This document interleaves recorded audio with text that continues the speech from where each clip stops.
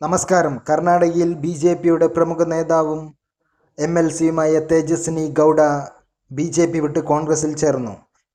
കർണാടകയിലെ ബി.ജെ.പിയുടെ വനിതാ മുഖമായി മാറിയ തേജസ്വിനി ഗൗഡ പാർട്ടി വിട്ട് കോൺഗ്രസിൽ ചേർന്നതോടുകൂടി ബി.ജെ.പി മുമ്പെങ്ങുമില്ലാത്ത വെല്ലുവിളികളാണ് കർണാടകയിൽ നേരിട്ടുകൊണ്ടിരിക്കുന്നത്.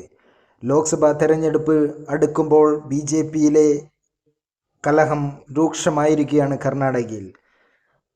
മുൻ മുഖ്യമന്ത്രി യെദ്യൂരപ്പയ്ക്കെതിരെ വലിയ രീതിയിലുള്ള പ്രതിഷേധങ്ങളാണ് നടന്നുകൊണ്ടിരിക്കുന്നത്. അതിൻ്റെ തുടർച്ചയെന്നോണമാണ് തേജസ്വിനി ഗൗഡ എന്ന ബി.ജെ.പിയുടെ ശക്തിയായ വനിതാ നേതാവ് പാർട്ടി വിട്ട് കോൺഗ്രസിൽ ചേരുന്നത്. ഡി.കെ. ശിവകുമാർ എന്ന ശക്തനായ നേതാവിൻ്റെ പ്രവർത്തനങ്ങളിൽ ആകൃഷ്ടയായാണ് താൻ കോൺഗ്രസിൽ ചേർന്നതെന്നാണ് തേജസ്വിനി ഗൗഡ മാധ്യമങ്ങളോട് പറഞ്ഞത്. വരും ദിവസങ്ങളിൽ തൻ്റെ ഒരുപാട് പിൻഗാമികൾ പാർട്ടി വിട്ട് കോൺഗ്രസിനൊപ്പം ചേരുമെന്നും തേജസ്വിനി ഗൗഡ അറിയിച്ചു. കോൺഗ്രസ് ശക്തമായ പോരാട്ടം ലോക്സഭാ തെരഞ്ഞെടുപ്പിൽ കർണാടകയിൽ കാഴ്ചവെക്കും. അതിനായി തൻ്റെ എല്ലാ പ്രയത്നങ്ങളും കോൺഗ്രസ് പാർട്ടിക്കൊപ്പം ഉണ്ടാകുമെന്ന് തേജസ്വിനി ഗൗഡ അറിയിച്ചു.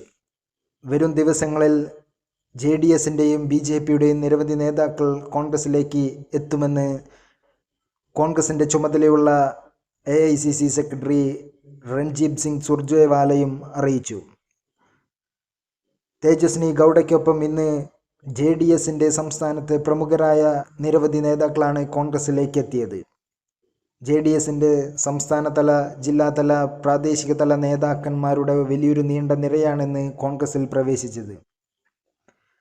JDSും ബി.ജെ.പിയും ചേർന്നുള്ള സഖ്യത്തിൽ പ്രതിഷേധം രേഖപ്പെടുത്തിയ നേതാക്കളാണ് ഇന്ന് കോൺഗ്രസിലേക്ക് എത്തിയിട്ടുള്ളത്. കോൺഗ്രസിൻ്റെ ശക്തമായ പ്രകടനം കർണാടകയിൽ ഉണ്ടാകുമെന്നും അതിലൂടെ 28 ലോക്സഭാ മണ്ഡലങ്ങളിൽ ബഹുഭൂരിപക്ഷം മണ്ഡലങ്ങളും കോൺഗ്രസ് നേടുമെന്ന് കർണാടകയിലെ പ്രാദേശിക മാധ്യമങ്ങൾ നടത്തിയ സർവേയിൽ കണ്ടെത്തിയിരിക്കുന്നു.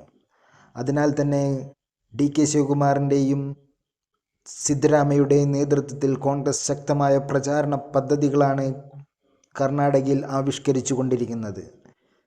കർണാടകയിലെ മുഴുവൻ സ്ഥാനാർത്ഥികളെ പ്രഖ്യാപിക്കുന്നതോടുകൂടി തെരഞ്ഞെടുപ്പ് കളത്തിലേക്ക് D.K. ശിവകുമാറിൻ്റെ നേതൃത്വത്തിൽ ഇറങ്ങുകയാണ് കോൺഗ്രസ്.